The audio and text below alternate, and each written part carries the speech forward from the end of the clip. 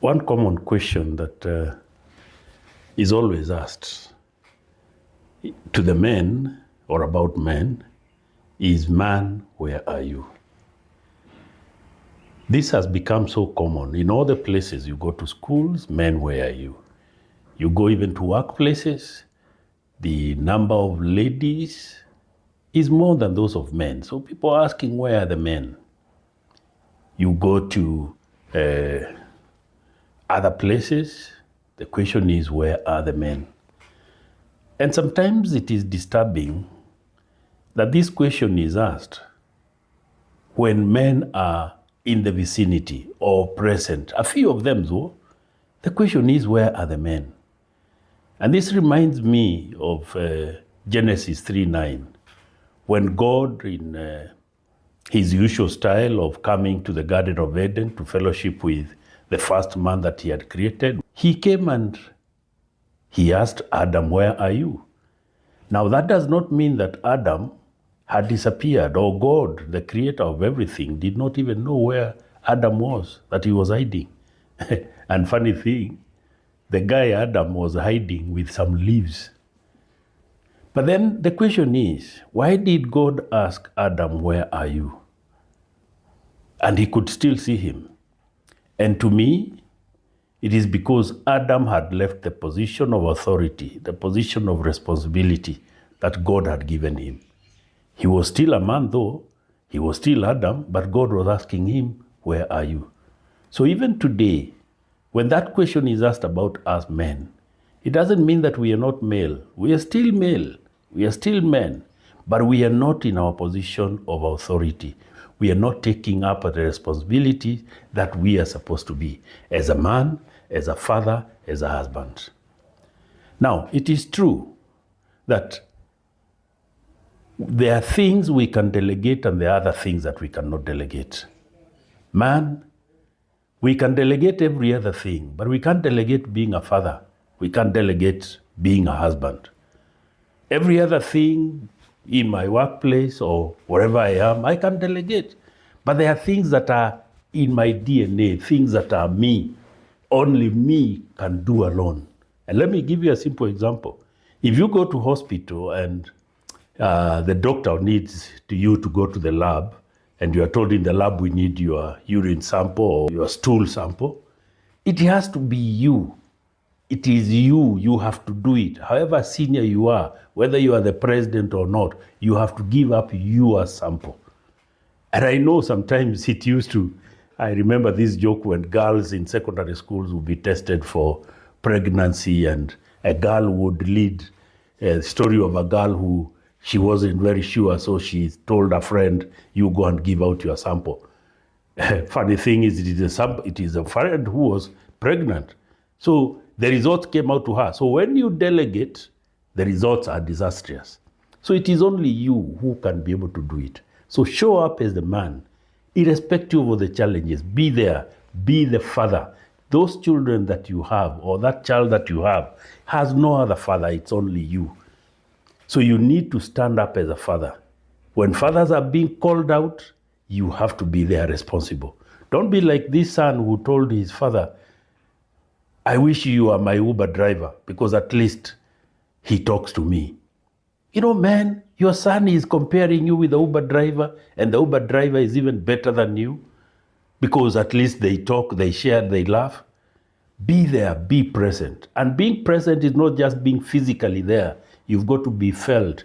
You've got to be involved, engaged into their affairs, into their talk. That's how you'll be able to understand them. That's how you'll be able to feel and understand their emotions so that you can guide them. That's how you'll be able to know how they talk. And from their talk, you'll be able to know what are their temperaments, how you can be able to mentor them. That's why we have a problem in connecting with our children, because we are never there. The short time that we avail for them, it is not enough. When you compromise or prioritize your work to your children, then there's a risk. You've got to balance, man. The first responsibility that you have is to your children. And ask yourself, there are so many people that I know over years have been crying and praying to God because of children, and they have never gotten any children. Some 10, 15, 20 years or more. But you have children. What are you doing with those children? Could God be looking at and saying, what a waste that he gave to you and you're not bringing up the children in the way they should go? Could God be saying, I would rather have given it to this other one and not you? Man, be a father. The other one is being a husband. You cannot delegate your husband duties. A man friend of mine made a joke and he said, can you imagine that you are so busy in your workplace that you are even delegating your conjugal rights to your messenger or to your driver or to somebody else? Surely is that what it means being a husband? You can never be busy for your wife. And it's not just for conjugal rights. It also goes for all her other needs, companionship to begin with. God created Adam, and then later he created Eve and said it is not right, it is not good for a man to be alone. So he created a suitable helper for companionship. So you have a wife who is your companionship. How many times are you engaging with your companion?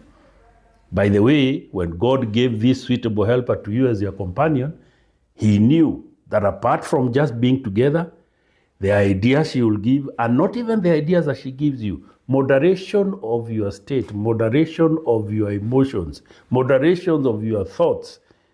That when you are leaving your house, because you have a good relationship with your companion, you are living in a state that now you can be able to go and engage out there in the field, to work, to tend the field, and to bring home the provision that God will have blessed your hands for. But many a times we are living home in a state that we have ignored our companionship. So that benefit we were supposed to get from our companionship, so that out there will be fruitful, we have already ignored it at home. And therefore we are at a loss. We go there, and even what we make, eventually it does not give us any happiness. Or what we make, we end up losing it. Let us know, and in the structures that God, when God created us, because he created us in his own image, he knew, and he knew what he has given unto us. So let us value what he has given unto us. So let people not be asking us, where are you? Let us ask ourselves, am I being the man I'm supposed to be? Am I being the man that God created me? It's a challenge, irrespective of all the situations, but God is a God of balance. So what he did, he balanced up. With the responsibilities that you are having, he knows what he has equipped in you.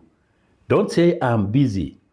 You are busy, but God put you in that position because he knows you are equal to the task, that you'll be able to balance the work and the life, the social, and you will value. To begin with, man, let's value family. Let's value the relationships that we have, because our moderation, our stability, even mentally, comes from home. There's nothing as sweet as you coming back home and your children are running up to you and jumping onto you, oh dad. There's nothing as good as coming home and you, because of the way you have related with your wife, she's there to receive you and to give you a warm hug and to soothe you and to appraise you and to encourage you. I know many a times this has not happened with the wives that we have. And by wives, I mean yours and mine, not many for one. So this is where we are. And the challenge is, let us nurture that relationship that my wife will find value in me, will find a connection in me.